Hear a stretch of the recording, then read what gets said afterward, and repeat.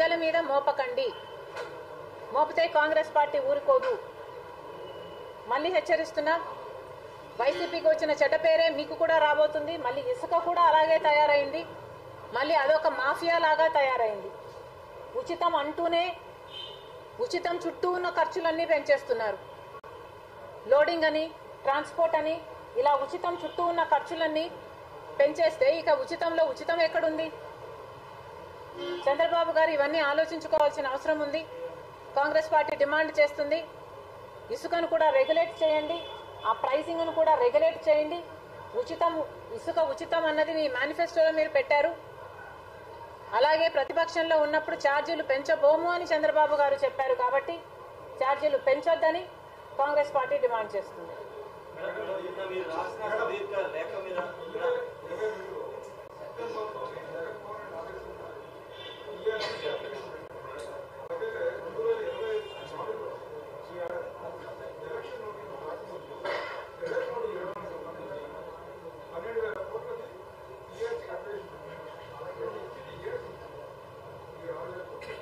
ఏదైనా కానీ ప్రజల మీద మోపడం అన్యాయం కదా. నేను కాదనటం లేదన్నా.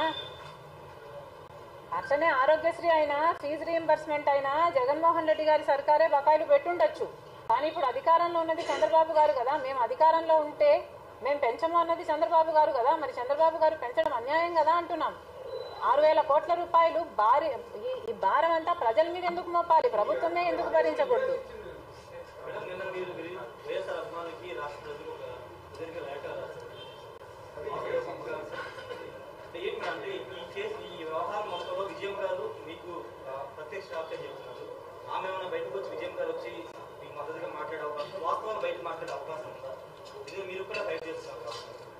విజయమ్మ గారు మాట్లాడతారో లేదో విజయమ్మ గారు డిసైడ్ చేసుకోవాలి. నేనైతే నిన్న సుబ్బారెడ్డి గారు మీడియా ముందు మాట్లాడడం జరిగింది.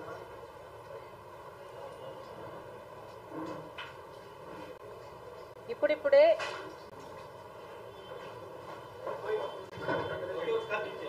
ఈ మైకా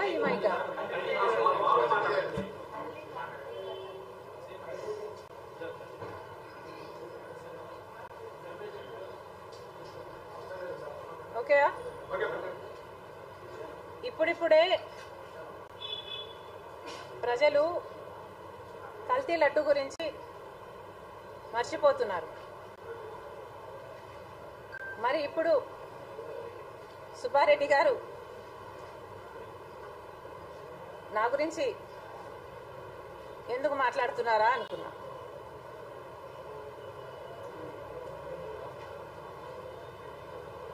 నిజానికి సుబ్బారెడ్డి గారు ఏం మాట్లాడారో ఒకసారి చూసి చెప్తామా.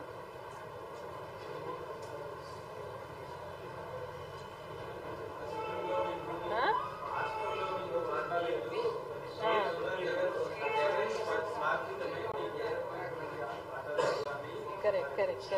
Yeah right.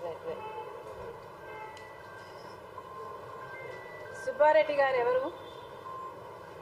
సుబ్బారెడ్డి గారు జగన్మోహన్ రెడ్డి గారి మోచేతి నీళ్లు తాగేవాళ్ళు. సుబ్బారెడ్డి గారు జగన్మోహన్ రెడ్డి గారి పక్కన ఉన్నారు. జగన్మోహన్ రెడ్డి గారు పదవులు ఇస్తే ఆ పదవులు అనుభవిస్తున్నారు. మరి సుబ్బారెడ్డి గారు ఇలా కాక ఎలా మాట్లాడతారు? సుబ్బారెడ్డి గారు రాజకీయంగానే లబ్ధి పొందలేదు. సుబ్బారెడ్డి గారు ఆయన కొడుకు ఆర్థికంగా కూడా జగన్మోహన్ రెడ్డి గారు ముఖ్యమంత్రిగా ఉన్న రోజుల్లో ఆర్థికంగా కూడా గట్టిగా గొప్పగా లాభపడ్డారు. మరి సుబ్బారెడ్డి గారు ఇలా కాకుండా ఇంకెలా మాట్లాడతారు?